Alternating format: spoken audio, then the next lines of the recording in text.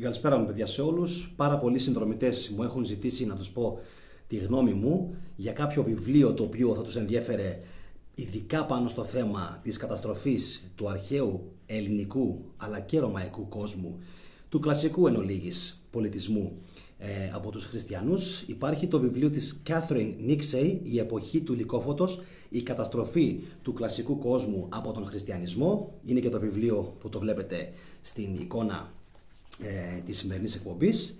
Η εποχή του λυκόφωτος είναι, παιδιά, ένα βιβλίο το οποίο αποτελείται περίπου από 240 σελίδες, εκ των οποίων οι 20 είναι καθαρή βιβλιογραφία, δηλαδή μας ενημερώνει η συγγραφέας από πού έχει πάρει όλες τις πληροφορίες, μιας και μου το ρώτησαν αυτό κάποιοι από το κανάλι.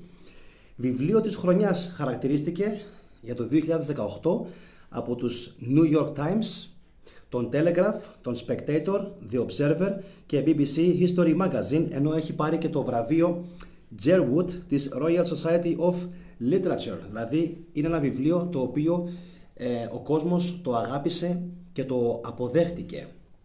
Λοιπόν, αποτελείται από αρκετά κεφάλαια, 16 για την ακρίβεια.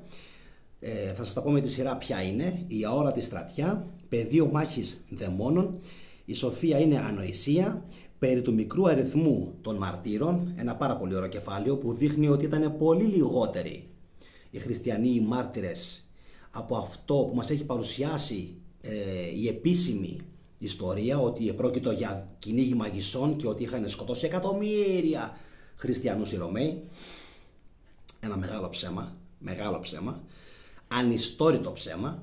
Λοιπόν, μετά έχουμε αυτοί οι ανισόρροποι άνθρωποι, το πιο εξαίσιο κτίριο στον κόσμο, αναφέρεται φυσικά στο Σεράπιο το οποίο υπήρχε στην Αίγυπτο, το μίσος για τους ναούς. Το 8ο κεφάλαιο είναι πώς καταστρέφουμε έναν δαίμονα, η παράτολμη.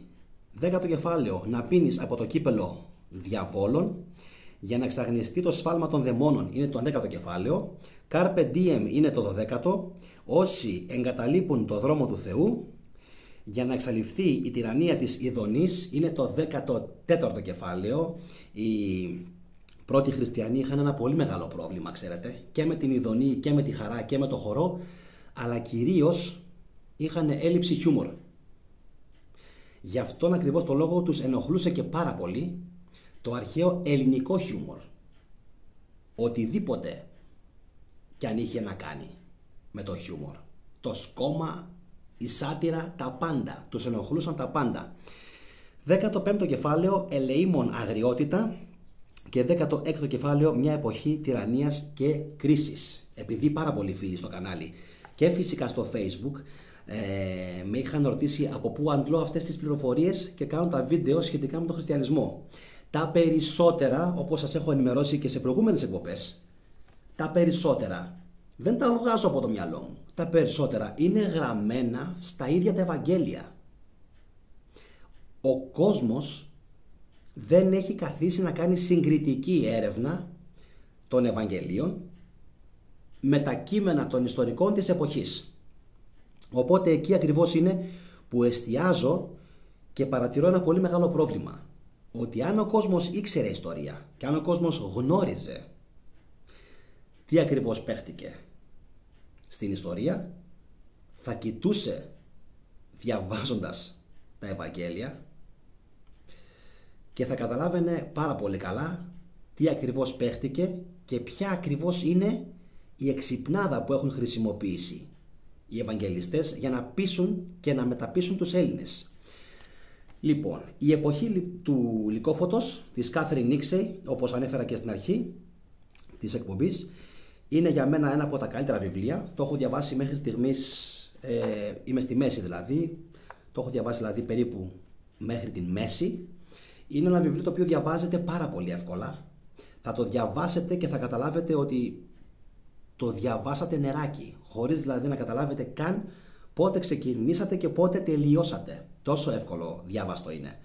Και επίσης η συγγραφέας, η Nixey, είναι κορυφαία στο να σε μεταφέρει με τον τρόπο της στο πνεύμα εκείνης της εποχής. Δηλαδή τι ακριβώς επικρατούσε εκείνη την εποχή, τι είχε πάθει ο κόσμος εδώ πάνω και το κυριότερο, ποιος ήταν ο λόγος τελικά που επικράτησε ο χριστιανισμός. Και να είστε σίγουροι ότι δεν επικράτησε καθόλου ούτε με συμφιλίωση με τον αρχαίο κόσμο, ούτε με αγάπη, γιατί αν είχε επικρατήσει με συμφιλίωση θα υπήρχαν και αγάλματα του Διός στις εκκλησίες. Δεν έχει συμβεί κάτι τέτοιο. Έχετε δει εσείς πουθενά στις εκκλησίες, γιατί λέμε ελληνοχριστιανισμός, εσείς βλέπετε πουθενά στις εκκλησίες να υπάρχει ελληνό? Σε τι? Στη γλώσσα? Βλέπετε κάπου δηλαδή να υπάρχει κάποιο στοιχείο ελληνικό πέραν της γλώσσας στις εκκλησίες? Κάτι που να πρεσβεύει, ας πούμε, το κάλος, την ομορφιά, την τέχνη? Τίποτα. Οπότε μη μας πρίζουν και μας λένε για Έλληνο χριστιανισμό. Αυτά είναι ψέματα. Γιατί επαναλαμβάνω, αν υπήρχε Έλληνο χριστιανισμός θα βλέπαμε αγάλματα των Ελλήνων θεών στα προαύλια των εκκλησιών. Εσείς βλέπετε κάτι τέτοιο οπουδήποτε και αν έχετε ταξιδέψει στην Ελλάδα? Όχι. Ας κρατήσουν λοιπόν τις φεδρές απόψεις τους για τον εαυτό τους, αυτοί που ευαγγελίζουν μέχρι και σήμερα ακόμα τον εχθρό του ελληνισμού, γιατί για εχθρό πρόκειται, μέσα από τα ίδια τους τα βιβλία το δείχνουν πως πρόκειται για εχθρούς των Ελλήνων και ότι απλά και μόνο κράτησαν την ελληνική γλώσσα επειδή είχε επικρατήσει εκείνη την εποχή σε όλα τα μήκη και τα πλάτη της γης, όχι φυσικά χάριν του χριστιανισμού, αλλά χάριν της εκστρατείας του Μεγάλου Αλεξάνδρου.